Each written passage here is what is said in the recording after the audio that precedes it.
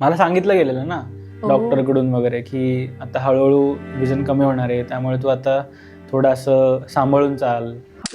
पहिल्यांदा तुला गडबड झाली असेल ना रे, की ज्या आधी सगळं विजन दिसतंय त्याच्यानंतर म्हणजे असं झालं की तू आत्ताची धनश्री म्हणून विचार करतेस. तू आता 9 वर्षाची एक छोटी मुलगी किंवा मुलगा आहेस ना, त्यावेळेस तुला जे काही होतं ना तू अडॅप्ट करतेस त्या गोष्टीला. त्या पिरियड मध्ये तू रडला वगैरे असं काहीच नाही? काहीच नाही. मला सांगितलं गेलेलं ना डॉक्टरकडून वगैरे की आता हळूहळू विजन कमी होणार आहे, त्यामुळे तू आता थोडंसं सांभाळून चाल, असं धाडधाड इकडे जाऊ नकोस, किंवा गोष्टी लक्षात ठेव, तू कुठे ठेवल्यात त्याची सवय कर हळूहळू. आणि एकदम नाही गेली विजन, हळूहळू गेली. त्यामुळे डॉक्टरांनी आधीच कल्पना दिली होती.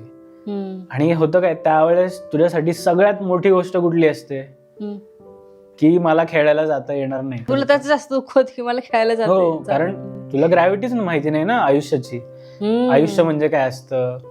परत हे एवढं फक्त कळायचं त्यावेळेस की अरे आपल्याला मोठं व्हायचं आणि काय पैसे कमवायचे, लग्न करायचे वगैरे वगैरे. त्या कल्पना त्या लहानपणात जे असतात त्या असतात.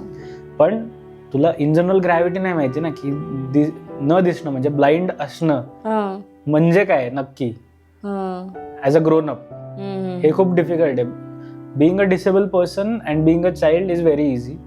Being a disabled person and being an adult is very difficult.